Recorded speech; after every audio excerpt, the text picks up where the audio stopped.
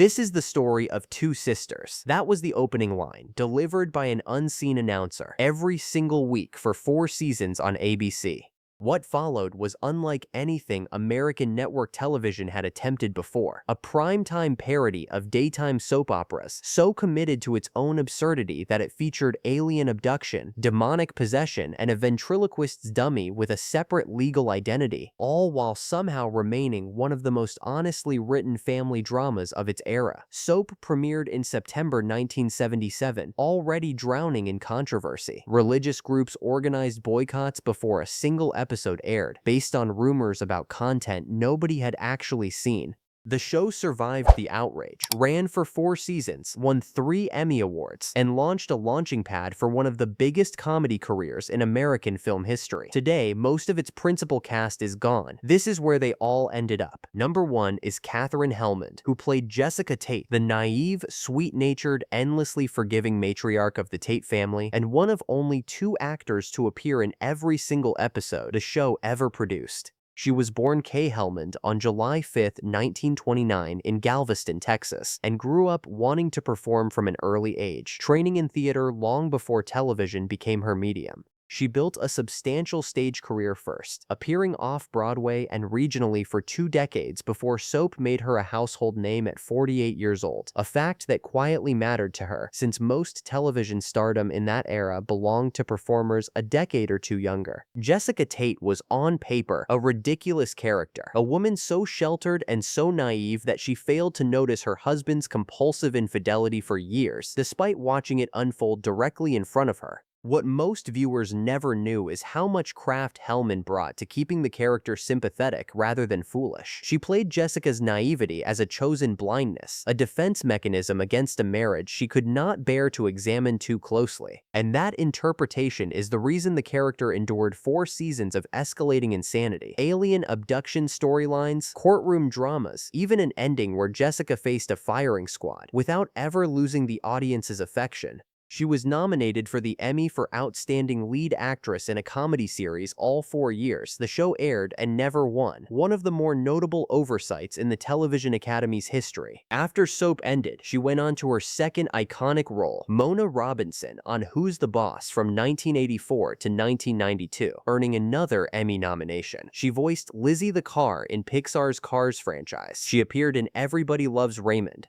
She worked steadily into her 80s, a career that spanned more than 60 years across stage, television, and film. Katherine Helmond died on February 23, 2019, at her home in Los Angeles, California, from complications of Alzheimer's disease. She was 89. Her family confirmed the diagnosis had been progressing for some time. Her burial location has not been publicly disclosed. The woman who spent 4 seasons playing a character whose entire arc was about willful blindness to painful truth spent her final years navigating a disease that takes memory and clarity away, regardless of how willing a person is to face it. The cruelty of that parallel was not lost on the people who loved her. She was married to set designer David Christian from 1968 until his death in 2014, a partnership of 46 years that grounded a career spent largely in front of cameras and in front of audiences who knew her only as Jessica Tate, Mona Robinson, and a Pixar car with a maternal streak. Number 2 is Richard Mulligan, who played Burt Campbell, Mary Campbell's high-strung second husband, a building contractor whose entire first season was built around the guilt of having accidentally killed his wife's first husband, and who was, alongside Helmond, the only other actor to appear in all 85 episodes. He was born on November 13, 1932, in the Bronx, New York, the younger brother of acclaimed film director Robert Mulligan, who would later direct To Kill a Mockingbird. He served in the United States Navy in the early 1950s during the Korean War, then enrolled at Columbia University, intending to become a playwright. His acting career began entirely by accident. A flat tire forced him to stop outside a community theater in Florida in 1953 while he was trying to sell one of his plays. The director asked him to audition for an unrelated role on the spot. He never went back to playwriting. What most viewers never knew is how technically demanding the role of Burt Campbell actually was. The character spent the show's run cycling through mental illness storylines, alien abduction and replacement plots, false terminal diagnosis, diagnoses and an eventual ambush by political enemies. And Mulligan's rubber-faced physicality and genuinely unpredictable line readings made every absurd twist feel emotionally grounded rather than cartoonish. He won the Emmy for Outstanding Supporting Actor in a Comedy Series in 1979 and the award for Outstanding Lead Actor in a Comedy Series in 1980 for the same role. He went on to a second defining role as Dr. Harry Weston on Empty Nest, a Golden Girls spin-off that ran from 1988 to 1995, winning him both an Emmy and a Golden Globe in 1989. He married 4 times, Patricia Jones, Joan Hackett, Lenore Stevens, and finally Rachel Ryan, in a marriage that lasted only 6 months. He had one son, James, from his first marriage. He was diagnosed with colorectal cancer in 1994 and fought it for 6 years, continuing to work in voice acting almost until the very end, including a final role on Hey Arnold in 2000. Richard Mulligan died on September 26, 2000, at his home in Larchmont, Los Angeles, California, from complications of his long battle with cancer. He was 67. At his own request, his remains were cremated. He has a star on the Hollywood Walk of Fame at 6777 Hollywood Boulevard, honoring a career that began with a flat tire and ended with 2 of the most acclaimed comedic performances in American sitcom history. But the most quietly remarkable career arc on this entire cast belongs to the man who started as a sweet supporting player and became one of the most significant black actors in American television history, a journey that began in a role most people remember as comic relief, and ended with him breaking ground that the rest of the industry took decades to fully appreciate. Number 3 is Robert Guillaume, who played Benson Dubois, the Tate family's sharp-tongued butler, a role that was originally written as a minor supporting character, and that Guillaume transformed through sheer comic precision and an absolute refusal to play the part as subservient into one of the most beloved figures on the show. He was born Robert Peter Williams on November 30th, 1927, in St. Louis, Missouri, into deep poverty. He was raised primarily by his grandmother after his parents separated.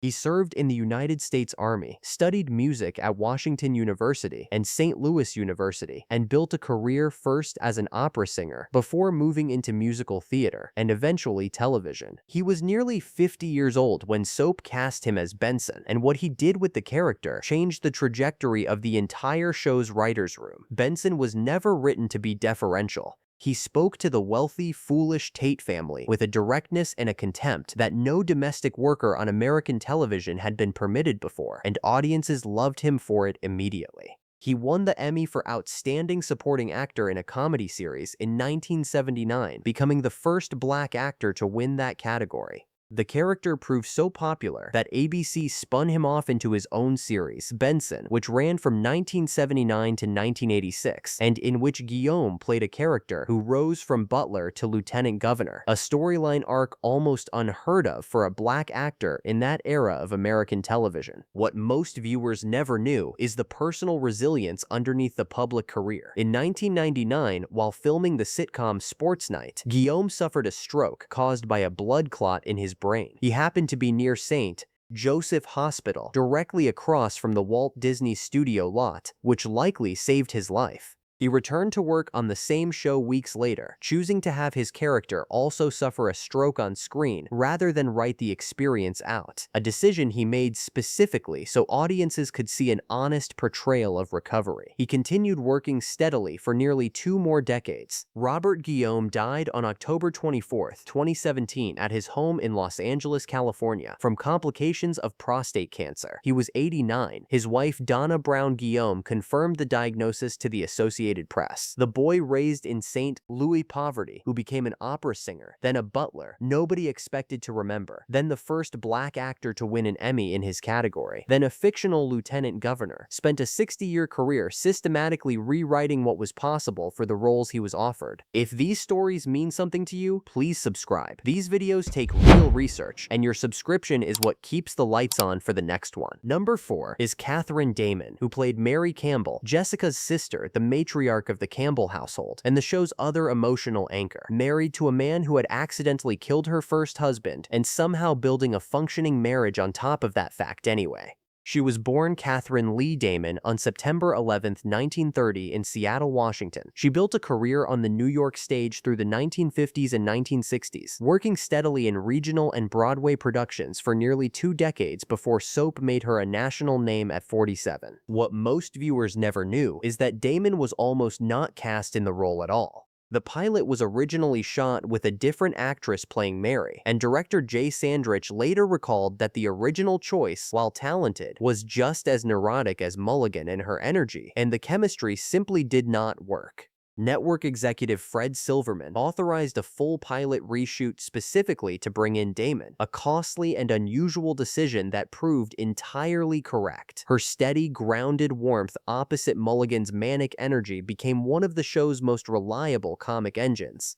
She won the Emmy for Outstanding Lead Actress in a Comedy Series in 1980, sharing the honor that year with her co-star Mulligan. The same season, the same category split between husband and wife characters. After soap ended, she continued working in guest roles on Murder, She Wrote, Matlock, Fantasy Island, and The Love Boat, building the kind of steady late-career resume that defined many performers of her generation. Catherine Damon died on May 4, 1987, in Los Angeles, California, at age 56. The cause of her death has not been widely documented in available public records. She was among the first of the principal cast to go, dying just 6 years after the show ended, at an age that left an enormous amount of potential work undone. Number 5 is Robert Mandan, who played Chester Tate, Jessica's wealthy, compulsively unfaithful stockbroker husband, a character whose serial infidelity formed the engine of the show's central storyline for its entire run.